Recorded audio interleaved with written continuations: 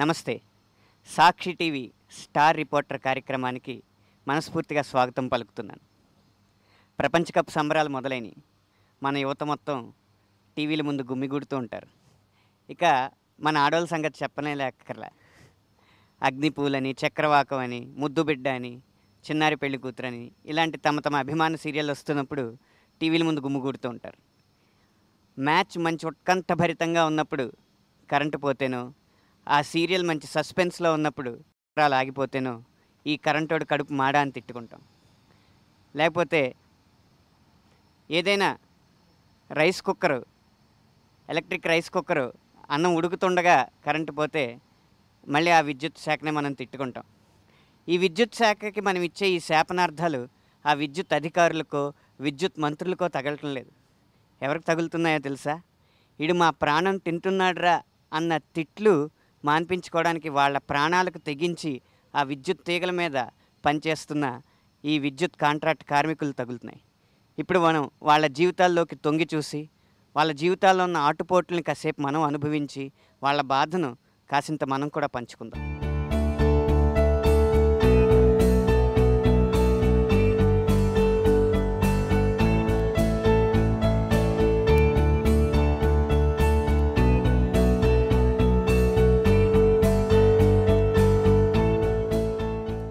వెనకాల చూస్తున్నారు కదా, 33 kV పవర్ సబ్స్టేషన్. ఇది 33 kV పవర్ అంటే మన మానవ శక్తికి ఊహకు కూడా అందనంత శక్తి అది.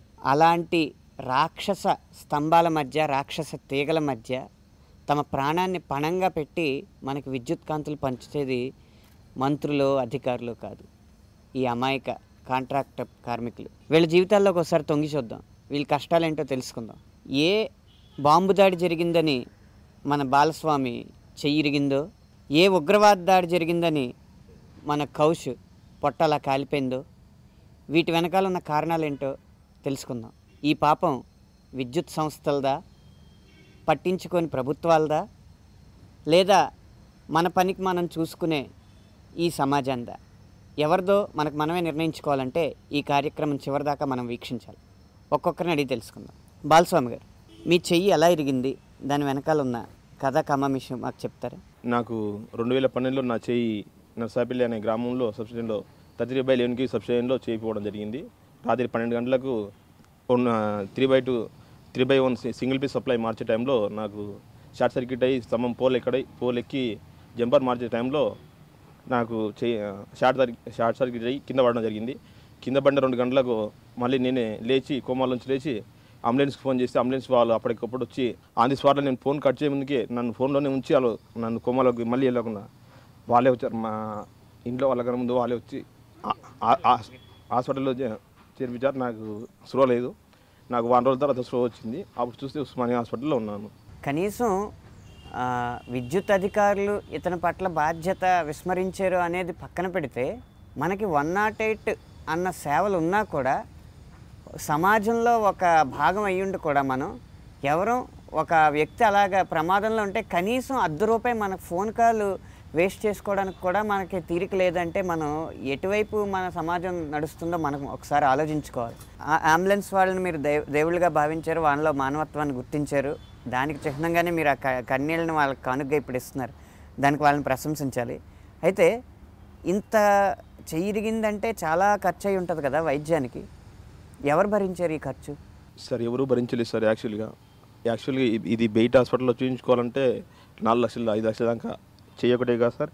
చేయితో పాటుగా కడుపులో మొత్తం పగిలి పేగులన్నీ బయటికి వచ్చేసాయి సార్. ఈ చేయి మాత్రం తీస్తాం కానీ కడుపులో పేగులు మాత్రం కట్ చేసి మళ్ళీ దాంట్లో ప్లాస్టిక్ పేగులు వేశారు సార్ 2. ఆ పేగులను చూసి వరుడుగా మేము తీసుకోమని చెప్పారు. ఫస్ట్ మా డిస్టిక్ హాస్పిటల్కి వెళ్ళాం సార్. అక్కడ నుంచి గాంధీ హాస్పిటల్కి వెళ్ళాం. గాంధీ హాస్పిటల్ కూడా తీసుకోలేదు. తర్వాత నిమ్స్కి వెళ్ళాం, అక్కడ తీసుకోలేదు. ఉస్మానియా హాస్పిటల్లో చేర్చారని నాకు స్లో తెలిసిన తర్వాత నాకు తెలిసింది. ఉస్మానియా హాస్పిటల్లో ఉన్న వైద్యులు అక్కడున్న జూనియర్ డాక్టర్లు అందరూ అప్పుడు మేము ఇది ట్రీట్మెంట్ మా వల్ల కాదు, మేము చేయలేమంటే అక్కడ ఉన్నటువంటి లేడీ సూపరింటెండెంట్ పేరు నా మర్చిపోయాను. ఆమె ఛాలెంజింగ్గా తీసుకొని చనిపోతాడు బతాడు ఇట్స్ ఎ ఛాలెంజ్ అని చెప్పి అక్కడున్న ఎంబీబీఎస్ డాక్టర్లకు ఛాలెంజింగ్గా చేసి వాళ్ళకు వాళ్ళలో నన్ను ప్రతిభను వాళ్ళు బయట ప్రతిభను పెట్టి తీసి నన్ను బతికించడం జరిగింది. ఇంకా కౌశ్ దగ్గరికి వెళ్దాం. మీ ప్రమాదం గురించి అది ఎలా జరిగిందో ఒకసారి చెప్పండి. హెవీగా వర్షం పడి వర్షాకాలంలో కంప్లీట్స్ ఎక్కువైపోయినాయి, చాలా కంప్లీట్స్ మేజర్ కంప్లీట్స్ అయింది. మాది పెద్ద సెక్షన్, క్యాజువల్స్ తక్కువ మంది 5 మందే ఉన్నారు. ఎన్ని సర్వీసులు పెరిగినా ఎంతమంది ఉన్నా 5 క్యాజువల్కి. ఇప్పుడు వర్క్ లోడ్ పెరిగిపోయింది, అలాడిగా 20-30 కంప్లీట్స్ ఉండే. సడన్గా మేము వెళ్ళాం, ఏబీ స్విచ్ ఆఫ్ చేసుకొని నేను పోల్ మీద ఎక్కేస్తాను, డైరెక్ట్ ఆఫ్ చేసుకొని. కింద లైన్మెన్ కూడా ఉన్నాడు. ఓపెన్ అయిందంటే ఎక్కేసాను. 1-2 ఫేస్ ముట్టున్నాను, ఏం తాకలేదు సార్. 3వ ఫేస్ ముట్టగానే డైరెక్ట్ షార్ట్ దొరికింది. ఆ తర్వాత నేను కోమాలోకి వెళ్ళిపోయాను. 2 డేస్ తర్వాత నేను చూస్తే నేను కేర్ హాస్పిటల్లో ఉన్నానండి. ఎవరు చేర్చారంటే కేర్ హాస్పిటల్? అక్కడ నా లైన్మెన్ తీసుకెళ్ళాను. నా తోటి వచ్చిన లైన్మెన్. నా గుడ్ ఏంటంటే నా లైన్మెన్ ఇమ్మీడియట్గా రెస్పాండ్ అయిపోయి నన్ను ఏంటంటే బయట వాళ్ళు ఎవరు హెల్ప్ చేయలేరు. నాకు మొత్తం ఒళ్ళంతా మండిపోతుంది మంటలతో. అంటే సిబిడి ఎఫ్ఓసి ఆటో ఉంటుంది కదా, ఆటోని ఎమర్జెన్సీ పిలిపించి ఆటో వచ్చే వరకు ఎవరు రాలేదు దగ్గరికి. ఆటోలో ఎక్కేసేసుకొని ఇమ్మీడియట్లీ పక్కనే కేర్ హాస్పిటల్ ఉంది, కేర్ హాస్పిటల్లో వేశారు. కేర్ హాస్పిటల్లో ఆపరేషన్ చేస్తారు, ఫెయిల్ అయిపోయింది. దాని తర్వాత ఈఎస్ఐకి తీసుకెళ్లారు, ఈఎస్ఐలో ఫెయిల్ అయిపోయింది. మళ్ళీ తర్వాత నిమ్స్కి తీసుకెళ్లారు, ఈఎస్ఐలో రిఫర్ చేసి నిమ్స్కి రాశానండి. ఓకే అయిపోయిందండి. కాకపోతే నాకు దీనివల్ల నేను ఒకసారి ఆత్మహత్య చేసుకోవడానికి కూడా, ఈ బాధను తట్టుకోలేక ఆత్మహత్య చేసుకోవడానికి కూడా రెడీ అయ్యాను నేను. కాకపోతే నా డాక్టర్లు అందరూ ఆపేశాను. ఎందుకంటే ఈ మంట అనేది ఎట్లుంటుందంటే ఇది ఒక నరకం. మేము ఈ నరకాన్ని తట్టుకొని పనిచేస్తున్నామంటే మా కాంట్రాక్ట్ కార్మికుడు వాడు పోలు ఎక్కుతున్నాడంటే వాడి జీవితాన్ని త్యాగం చేసి ఎక్కుతున్నాడు. మరి మా బాధలు ఎవరు పట్టించుకోవాలి సార్? మాకు ఈ చాలని జీతాలతోటి మేము ఎట్లా బతకాలి? జీవితాన్ని రిస్క్ తీసుకోవాల్సిన ఇలాంటి ఫీల్డ్ మీరు ఎందుకు ఎంచుకున్నారు? అంటే మాది లేబర్ వర్క్ సార్. మా డాడీ పైసలు సంపాదించలేదు, మాకు ఎవరు పెట్టలేదు. తప్పని పరిస్థితులు మేము పని ఎక్కవలసింది. అంటే జీవితంలో ఇంకో దారి ఏది దొరకలేదు? దారి దొరకలేదు మాకు. ఈ ఒక్క పనే వచ్చాను. ఈ ఒక్క పని వచ్చింది మాకు. ఎలక్ట్రీషియన్ వర్క్ వస్తుంది, దాంతోపాటు ఎక్కాము. కానీ మాకేమైనా ప్రభుత్వం నుంచి ఏమైనా సహాయం మనకేమైనా ఇప్పిస్తే బాగుంటుందేమోనని. అంటే ఎలాంటి సహాయం కోరుకుంటున్నారు మీరు ప్రభుత్వం నుంచి? మాతోటి ఇప్పుడు కేసీఆర్ గారు చెప్పారండి, అందరినీ క్రమబద్ధీకరిస్తా అని చెప్పారు. దానికి సరైన సమాన వేతనం కూడా ఇస్తా అని చెప్పారు. మరి దానికి మేము అవకాశం నుంచి ఎదురు చూస్తున్నాం. ఆయనే అన్నమాటే. ఎందుకంటే మేము అందరం కూడా ఆయనకు ఓటేస్తాం. తెలంగాణ వస్తుంది, మా కేసీఆర్ గారు ఉంటారు, మమ్మల్ని ఎంతో ఇక్కడికి వచ్చారండి. మిన్కమ్మడి ఇక్కడికి వచ్చి అందరినీ పర్మనెంట్ చేస్తాం. మీ ఏ ఒక్క విద్యుత్ కాంట్రాక్ట్ కార్మికుడు కూడా రెగ్యులేట్ చేస్తారు, కాంట్రాక్ట్ కార్మికుడు తీసేస్తామని చెప్పారు. మేము దాని గురించి చాలా ఆశతో ఎదురు చూస్తున్నాం సార్. సరే, అంత ఆశతో ఓటేశారు, ఆ మాట నిలబెట్టుకుంటారని నమ్మకం మీకు ఉంది కదా. ఎన్నాళ్ళు మీరు సహనంగా ఎదురు చూస్తున్నామండి. ఇవాళ రేపు చేస్తాడు. మీరు ఇన్ని సంవత్సరాలను ఇన్ని నెలలను మీకు మనసులో ఒకటి అనిపిస్తుంటుంది కదా, మీకు అందరికీ ఏదో ఒకటి అనిపిస్తుంటుంది కదా, ఇన్ని నెలల్లోపు మా ముఖ్యమంత్రి మాకు మేలు చేస్తాడు అని. మీరు అది ఎన్నాళ్ళు అనుకుంటున్నారు?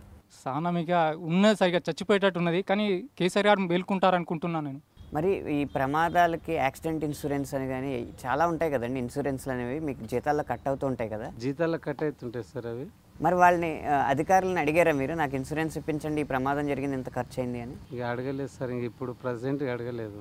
అంటే మీరు కేవలం మమ్మల్ని కాంట్రాక్ట్ ఉద్యోగుల నుంచి పర్మనెంట్ ఉద్యోగులు చేస్తారన్న ఆశతోనే మీకు వేరే పోరాటాలు ఏంటి? గత 18 సంవత్సరాలకి వెళ్ళి చేస్తున్నాం సార్. చదువుకున్న అధికారులు చేయాల్సింది ఏంటంటే, అమాయకులైన వీళ్ళకి ఒకవేళ ఇన్సూరెన్స్ గురించి తెలియకో, లేకపోతే వీళ్ళు ఇన్సూరెన్స్ గురించి వసూలు చేసిన డబ్బులు పక్కదారి పడుతుంటేనో వీళ్ళ భుజం తట్టి కాంట్రాక్టర్ల కొమ్ము కాయకుండా కనీసం ఈ బలహీనులకి కొమ్ము కాస్తే దేవుడు కాస్త చెప్పించకుండా వదులుతాడేమో అని అధికారులకు నేను విజ్ఞప్తి చేస్తున్నాను.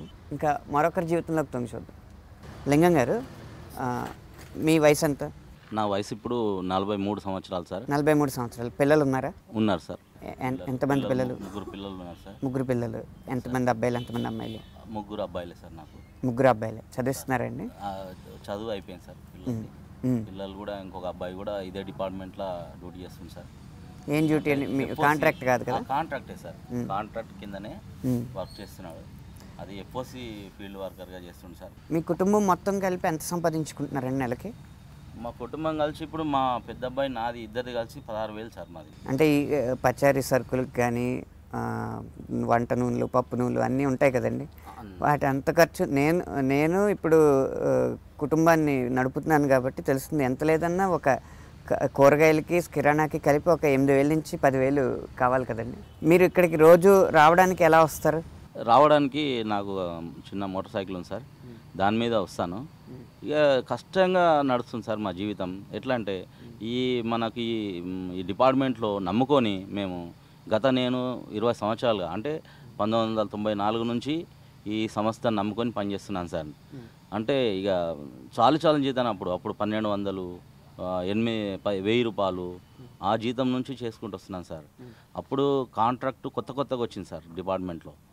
అప్పటిదాకా జేఎల్ఎం వాళ్ళు చేసేవాళ్ళు, అప్పటి నుంచే కొత్త వచ్చింది. మేము ఏ రోజైతే 2004-3 నుంచి దాని తర్వాతనే ఇక ప్రతి పని సార్ చేసుకుంటూ మాకు ఈ గవర్నమెంట్ ఎప్పుడు అన్ని గవర్నమెంట్లు చేసుకుంటూ వస్తే మా జీవితాల కోసం ఏదో గవర్నమెంట్ నిలబెడతాయి, మా జీవితాలు మారుతాయి, మాకు జీతాలు పెరుగుతాయి, మా భార్య పిల్లలు మంచిగా పోషించుకోగలుగుతాము, మేము ఒక మంచి ఇల్లు కట్టుకోగలుగుతాము. మరి ఈ సంస్థకు ఎంతో సేవ చేసుకుంటూ వస్తున్నాం సార్. ఎందుకంటే ఇది మాకు ఒక సంస్థ ఇల్లు లాంటిది, ఒక అన్నతల్లి లాంటిది. దీని మీద మేము ప్రతిరోజు పొద్దున ఇంటికాడ భార్య పిల్లల ముఖం చూసి బయటకు వచ్చినామంటే మళ్ళీ ఇంటికి పోయి భార్య పిల్లల ముఖం చూసుకునే చూస్తామో లేదో తెలియదు లేదు సార్ మాకు. అందరి వాయిస్ ఒకేసారి ఆ పాయింట్ చెప్పింది చూడండి. మేము పొద్దున్న భార్య పిల్లల ముఖం చూసి ఇంటి నుంచి బయటకు వచ్చిన తర్వాత తిరిగి రాత్రి వెళ్ళి భార్య పిల్లల ముఖం చూస్తామా అన్న ఉత్కంఠతో, అన్న కంగారుతో ఈ బతుకుని ఏడ్చాల్సి వచ్చింది అని అతను చెప్తున్నప్పుడు అందరూ ఒకేసారి అదే మాట చెప్పారు. అంటే వీళ్ళందరి గుండె చప్పుడు ఒక్కటే, వీళ్ళందరి ఆవేదన ఒక్కటే. ఆ ఒక్కదాన్ని ఒక్కరూ ఎందుకు అర్థం చేసుకోవట్లేదో నాకైతే అర్థం కావట్లేదు. సరే అండి, అయితే ఇందాక కౌశిక్ గారిని అడిగినప్పుడు ధైర్యంగా చెప్పలేదు, మీరు ధైర్యంగా చెప్తారనుకుంటున్నాను. మీరు ప్రభుత్వానికి ఇచ్చే డెడ్లైన్ ఏంటి? ఇప్పుడు మీరు కష్టపడి రాష్ట్రాన్ని సాధించుకున్నాం, రాష్ట్రం వచ్చిన తర్వాత మాకు ఈ మేలు జరుగుతుంది అని అనుకున్నారు కదా, ఎన్నో ఏళ్ళు ఎదురు చూస్తారు. ఇంక ఎదురు చూసే సహనం అనేది మీలో చచ్చిపోయింది. ఇంకా మీలో పోరాట పట్టం ఇంకా ఆరిపోలేదు. రాష్ట్రం సాధించడంతో సరిపోలేదు, మీకు ఇంకా పోరాడాల్సి ఉంది. కాబట్టి మీరు ఈ రోజు నుంచి ప్రభుత్వానికి ఇచ్చే డెడ్లైన్ ఏంటి? ఇవాళ ఫిబ్రవరి 14వ తారీఖు కదండి, మీరు ప్రభుత్వానికి ఇచ్చే డెడ్లైన్ ఏంటి? మేము ప్రభుత్వానికి ఒకటే సార్, మేము ఇప్పుడు మా రాష్ట్రం, మా ప్రభుత్వం, మా కేసీఆర్ పాలన మీద మాకు నమ్మకం ఉంది సార్. 100% నమ్మకం ఉంది సార్. ఆయన మా కార్మికుల పక్షాన ఉన్నాడు. ఆయన మా కార్మికుల తరపు నుంచే ఈ స్టేజ్ మీద, ఇంటి కంపౌండ్ స్టేజ్ మీదనే ఎన్నోసార్లు చెప్పడం జరిగింది. మా మీటింగ్లలో వచ్చిండు, మా కష్ట సుఖాలు అన్నీ తెలుసుకున్నాడు. అన్నీ ఆయన దృష్టిలో ఉన్నాయి సార్. ఆయన మా పట్ల మంచి చేస్తాడన్న ఉద్దేశం మాకుంది. కాకపోతే కొంతమంది ఆయనను తప్పుదారు పట్టించిన వల్ల కొంచెం ఈ మధ్యలోనే కాంట్రాక్టు లేబర్ను నేను చూస్తాను, కానీ దాంట్లో అవుట్సోర్సింగ్ నాకు సంబంధం లేదని చెప్పడం జరిగింది. ఆయన అది అవుట్సోర్సింగ్ అన్నది ఏం లేదు సార్. అందరం కాంట్రాక్ట్ వాళ్ళమే, అవుట్సోర్సింగ్ మేమే, కాంట్రాక్ట్ వాళ్ళ మేమే. కొంతమంది ఆయనకు తప్పుదారి పట్టి చెప్పడం వల్ల మమ్మల్ని అవుట్సోర్సింగ్ అని గుర్తించిండు. మేము అవుట్సోర్సింగ్ కాదు సార్, మేము కాంట్రాక్ట్ వాళ్ళమే. కాకపోతే మీరు చెప్పిన వాగ్దానాలు మీరు నిలబెట్టుకుంటారని మాకు 100% నమ్మకం ఉంది సార్. ఆ విధంగా మేము ముందుకు పోతున్నాము. మేము దానివల్లనే మేము ఇంకా ఆశతోటి ఉన్నాం సార్. మేము ఇంకా ఆశల మీదనే బతున్నాము. మీరు ఎట్లానన్నా ఈ 2 నెలల లోపు మీరు చేస్తారని మాకు నమ్మకం ఉంది సార్. 2 నెలలు మీరు ఓపిక పడతాం సార్. ఇన్ని సంవత్సరాలు, ఇన్ని నెలలు ఆగాం సార్. మన రాష్ట్రం వచ్చి ఇప్పటికే 8 నెలలు అవుతుంది. సరే, అయితే మీరందరూ ఈ కెమెరా సాక్షిగా 2 నెలల లోపు విద్యుత్ కాంట్రాక్ట్ కార్మికుల్ని పర్మనెంట్ చేయాలని నినాదం చేయండి. ఈ కెమెరా సాక్షిగా మీరు అందరూ కలిపి చేయండి. 2 నెలల్లో 2 నెలల్లో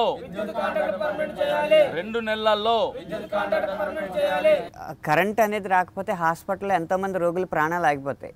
వాళ్ళ ప్రాణాలు నిలబెట్టడం కోసం మీ ప్రాణాలను పణంగా పెట్టి ఇంతలా ప్రజల కోసం చేస్తున్నారు కదా. మా కోసం మిమ్మల్ని ఎవరైనా పలకరించే తీరు ఎలా ఉంటుందండి? సాధారణ ప్రజలు మిమ్మల్ని పలకరించే తీరు ఎలా ఉంటుంది? మా గురించి అర్థం చేసుకునే వాళ్ళైతేనేమో వాళ్ళు అంటారు సార్, చాలా తక్కువ సార్. ఎక్కువ మాత్రం మేము ఏంటంటే ఎక్కువ కంప్లైంట్స్, ఎక్కువ ప్రెషర్ ఉండడం వల్ల వాళ్ళకి సమయానికి మేము ఆ కంప్లైంట్ అటెండ్ చేయలేకపోతాం సార్. చేయలేనప్పుడు వాళ్ళ ఆఫీస్ మీద వచ్చి దాడి చేస్తుంటారు. ఇంత టైం అయింది, మేము 4 గంటలు అయింది, 3 గంటలు అయింది, మీకు కరెంటు పోయింది, నీకు కనపడట్లేదా, నీకు తెలియట్లేదా, ఏం చేస్తున్నావు అని. అంటే మేము వేరే దాని మీద ఉండమని వాళ్ళకి తెలియదు.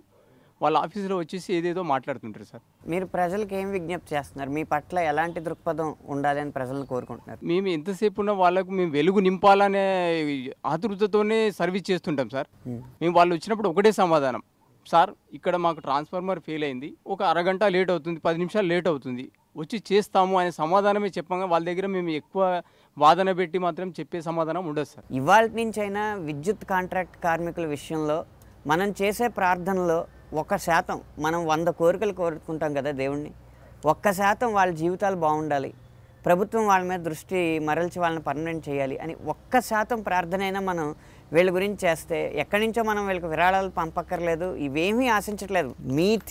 వీళ్ళ మంచి, వీళ్ళ క్షేమం మనం కోరుకుంటే మనం ఆనందంగా ఉంటాం. అదొక్కటి మాత్రం మనం సమాజపరంగా మనం నిర్వర్తించవలసిన బాధ్యత. ఇక విద్యుత్ అధికారులు, విద్యుత్ సంస్థలు, విద్యుత్ మంత్రులు వీళ్ళందరూ వీళ్ళ పట్ల ఏం చేయాలన్నది వాళ్ళ మాటల్లో చెప్పడం జరిగింది. ఈ రోజు నుంచైనా వీళ్ళ క్షేమాన్ని మనం కోరుకుందాం. ప్రభుత్వం వీళ్ళ సంక్షేమం కోసం పనిచేయాలని ఆశిద్దాం.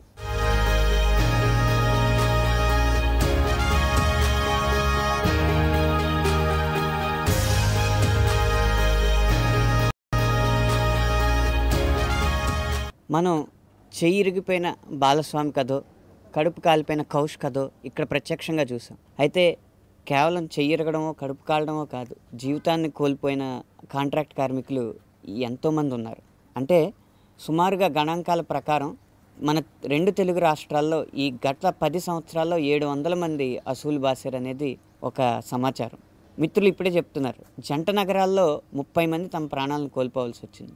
ఆ ప్రాణాలను కోల్పోయిన వారికి తీపి గుర్తులుగా వాళ్ళ జ్ఞాపకాలను మోసుకుంటూ బరువుగా జీవితాన్ని గడుపుతున్న ఒక 2 సాక్షులను మాత్రం మన ముందు సాక్షి ఉంచుతుంది. వారిని అడిగి వాళ్ళ జీవితంలో ఉన్న బరువును కూడా మనం కాస్త పంచుకుందాం. అమ్మ, మీ పేరేంటి? మల్లాపూర్లో పనిచేసేది సార్. మా వారు గోపాల్ రెడ్డి యాప్రాల్ సెక్షన్లో 11 kV తలిగి అక్కడికక్కడే స్తంభం మీద మాడి మసి బొగ్గైపోయింది సార్. అప్పుడు పైనుంచి కింద దింపే వాళ్ళు కూడా ఎవరు లేకుండా మాకు ఇన్ఫర్మేషన్ కూడా 6 o'clock ఇచ్చిర్రు సార్. గాంధీ మార్చరీ లేచినాక ఇచ్చి. విషయం ఎప్పుడు జరిగింది? 2006 సార్.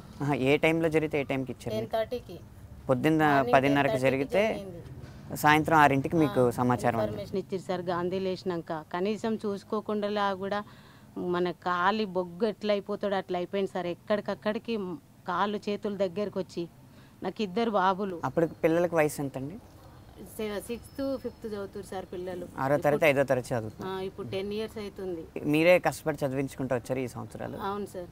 ఎలా చదివించగలిగారు? స్లీపర్ పోస్ట్ ఇచ్చారు సార్. నాది SSC అయిపోయింది, ITI చేసిన నేను ఎలక్ట్రీషియన్. అప్పుడు SC గారు D గారు అందరూ పర్మిషన్ ఇచ్చారు సార్, నీకు జాబ్ ఇస్తాము, నీకు ITI ఉంది అది ఇది అని. ఎన్నోసార్లు అప్లై చేసినాను, 2 times అప్లై చేసిన సార్. ఏం లాభం లేకుండా లేడీస్కి ఎలిజిబిలిటీ లేదు అంటే మా వారు చనిపోయినా కానీ మేము ఎందుకు సార్ చెప్పండి. మా వారు 15 years పనిచేసిరు సార్ అందులో డివిజన్లో. వీరి విషయం చూసుకుంటే ITIలో ఎలక్ట్రీషియన్గా ఉత్తీర్ణులై కూడా ఎలిజిబిలిటీ లేదు, అర్హత లేదు అనడం ఎంతవరకు సమంజసం మనం ఒకసారి ఆలోచిద్దాం. భర్త పోయిన తర్వాత 2 పిల్లల్ని పెంచుకుంటూ రావాలంటే అది మామూలు విషయం కాదు, చాలా కష్టం.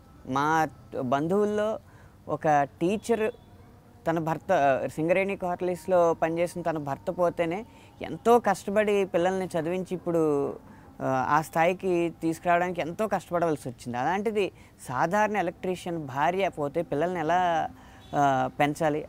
అందులోనూ అర్హత ఉండి కూడా అర్హతకు సంబంధించిన ఉద్యోగం ఇవ్వలేకపోయారంటే ఇది ఖచ్చితంగా సంస్థ వారి వైఫల్యమే. అది నైతికంగా వారు చాలా విఫలమైనట్టు నేను భావిస్తున్నాను. మీ వారికి పెన్షన్ అంటే ఏముండదు? ఏం లేదు సార్. ఏముంటుంది సార్, గవర్నమెంట్ది కాదు కదా.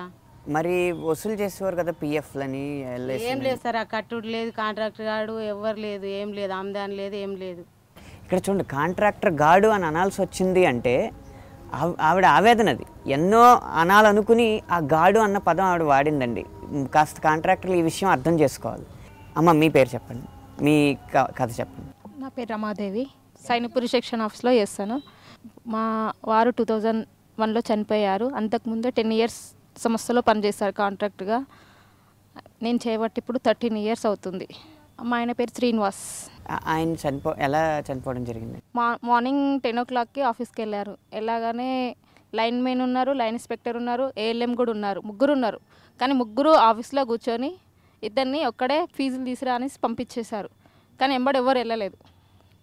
మరి LC తీసుకున్నారో తీసుకోండి, ఆ భగవంతుడు తెలుసు. ఇంకా ఆన్లైన్లో మేము తీసుకున్నామని చెప్పారంట. ఈయన వెళ్ళి ఫీజులు బీకంగానే కింద పడిపోయాడు. కింద పడిపోయినప్పుడు మరి అక్కడ స్పాట్లో ఎవరున్నది చూడలేదు. కానీ రోడ్డు మీద ఉన్న వాళ్ళే చూసిన వాళ్ళే తీసుకెళ్ళి హాస్పిటల్ అప్పుడు చెప్పేశారు. అప్పటి వరకు అయినా చనిపోయిందని డాక్టర్స్ చెప్పేశారు. ఇంకా అక్కడికి ఎవరు కూడా రాలేదు మాకు. ఆ టైంకి పిల్లలు ఉన్నారండి మీకు? నాకు అప్పటికి 1 year అయింది మ్యారేజ్ అయ్యి. బాబు 4 months ప్రెగ్నెన్సీ. నేను 4 months ప్రెగ్నెన్సీ కడుపులో చూడలేదు. 1 year తర్వాత నెక్స్ట్ ఆ రోజు చనిపోయిన రోజే నెక్స్ట్ డే వచ్చి మీరు జాబ్ ఎక్కండి, మీ పాపకి ఎటువంటి లోటు చేయకుండా డిపార్ట్మెంట్ ఆదుకుంటుంది, జాబ్ అన్ని విధాల సేఫ్ ఉంటుందని చెప్పారు. కానీ నేను మా ఆయన చనిపోయినాక 1 year 2 years వరకు వెయిట్ చేశాను, నాకు జాబ్ ఇవ్వలేదు. ఇక్కడ ఈ సార్ దగ్గరికి వెళ్ళంటే ఆ సార్ దగ్గరికి వెళ్ళండి, ఆ సార్ దగ్గరికి వెళ్ళంటే అక్కడికి వెళ్ళండి, ఇక్కడికి వెళ్ళండి, ప్రతి ఒక్క ఆఫీస్ చుట్టూ తిప్పారు నన్ను. బాబు పుట్టినాక 1 year తర్వాత మళ్ళీ సైనిపూర్ సెక్షన్లో సీపర్గా జాబ్ ఇచ్చారు.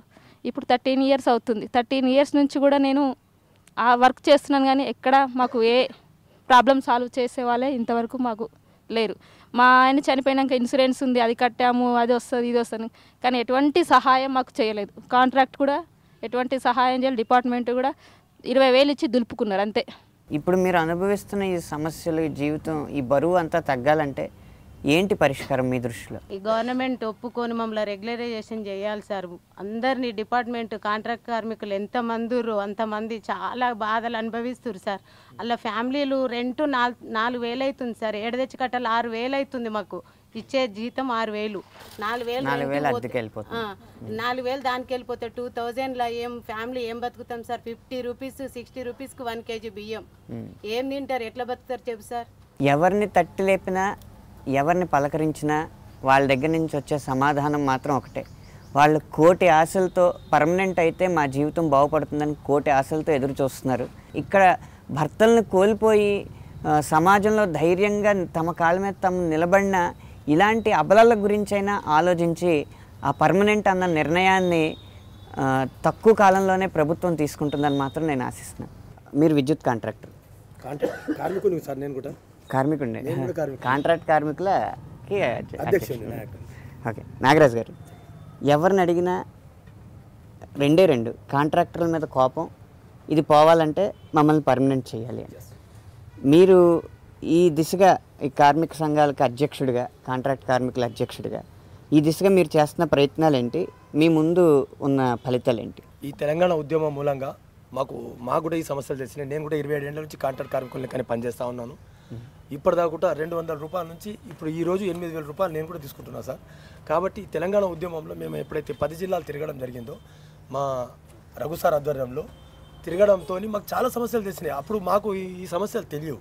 ఉద్యమం నేర్పించిన గుణపాఠంతోనే ఒక యూనియన్ని స్థాపించి వీళ్ళ సమస్యలని దూరం ఏ విధానంతో చేయాలని చెప్పేసి మా ప్రొఫెసర్లకు అందరికీ కూడా మేము ఎప్పటికప్పుడు సమాచారం అందించడం జరుగుతుంది సార్.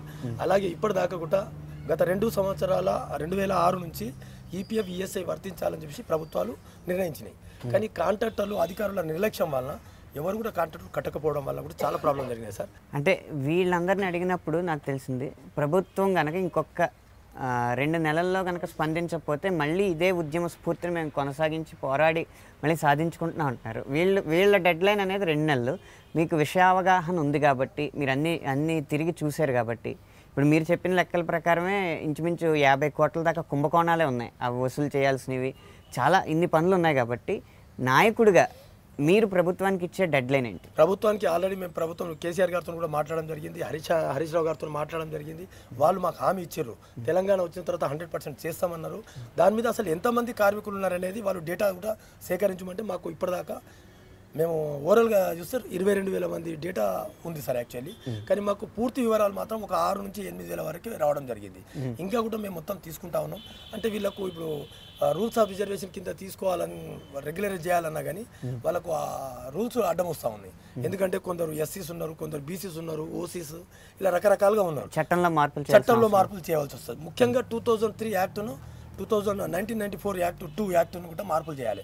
అది చేస్తేనే రెగ్యులర్స్ గారికి అవకాశాలు ఉన్నాయని ప్రభుత్వ అధికారులే తెలియజేయడం జరిగింది. అంటే ఆ చట్టంలో మార్పు వచ్చే అసెంబ్లీ సమావేశాల్లోనే చేయాలని ఆశిస్తున్నారు? మేము 100% ఆశిస్తున్నాం సార్. అది మా ప్రభుత్వం చేస్తుందని కూడా నమ్మకంతో ఉన్నాము. మీరు డెడ్ లైన్ ఇవ్వకుండా ప్రభుత్వాన్నే మీరు మాకు డెడ్ లైన్ ఇవ్వండి, ఆ డెడ్ లైన్ దాకా మేము ఓపిక పడతాం. 100% ఓపిక పడతాం. ఎందుకంటే రాష్ట్రం ఇప్పుడే ఏర్పడింది, 2 రాష్ట్రాలు ఏర్పడ్డాయి కాబట్టి బడ్జెట్స్ ప్రాబ్లమ్స్ కూడా ఉంటాయి. ఒకటేసారి సహనం కూడా ఉండాలి. ఒకటేసారి రెగ్యులరైజ్ చేయాలన్నా వాళ్ళ మీద బడ్డన్ వేయడం కూడా సమంజసం కాదు. అప్పటిదాకా ఈ కాంట్రాక్ట్ వ్యవస్థను రద్దు చేసి మాకు ఒక సంవత్సరం సంవత్సరంన్నర తర్వాత మీరు రెగ్యులర్ చేయండి, మాకేం బాధ లేదు. మేము నిజాయితీగా మేము పనిచేయడానికి, మేము ప్రజలకు పనిచేయడానికి సిద్ధంగా ఉన్నాం. ప్రజల కోసం, సంస్థ గురించి, ఈ కార్మికుల గురించి మేము పాటుపడతామని చెప్పి కూడా ఈ సందర్భంగా తెలియజేస్తా ఉన్నాం సార్.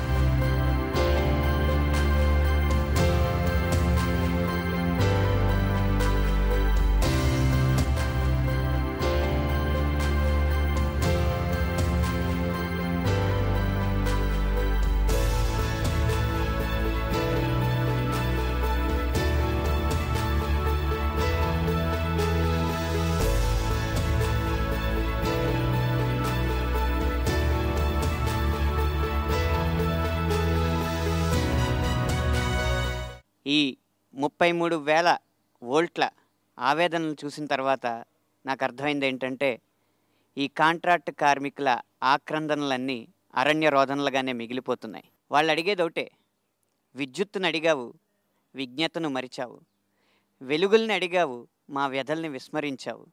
నువ్వు ప్రజవైతేనేమి, నువ్వు ప్రభుత్వమైతేనేమి, ఎవరైతే నాకేమి, నాకు ఓ ప్రాణం ఉందని గుర్తించు, నన్ను కూడా ప్రాణప్రదంగా భావించు. ఇదే వాళ్ళు అడిగేది. వాళ్ళ వ్యధలను అర్థం చేసుకుందాం, వాళ్ళ బాధలను అర్థం చేసుకుందాం. మనం కార్చే 1000 కన్నీటి చుక్కల్లో వాళ్లకు ఒక కన్నీటి చుక్క ఖర్చు పెడదాం. కనీసం విరాళాలు ఇవ్వకపోయినా వాళ్ళ క్షేమాన్ని కోరుకుందాం, ప్రభుత్వాన్ని వాళ్ళ సంక్షేమాన్ని చూడమని అడుగుదాం. కాంట్రాక్ట్ కార్మికుల జీవితాల్లో త్వరలోనే కొత్త కొత్త వెలుగులు రావాలని, వాళ్ళ జీవితం రంగులమయం కావాలని, నిత్య వసంత సుశోభితం కావాలని మనస్ఫూర్తిగా ఆశిస్తూ కెమెరామెన్ భూపత్తో అనంత శ్రీరామ్, సాక్షి టీవీ.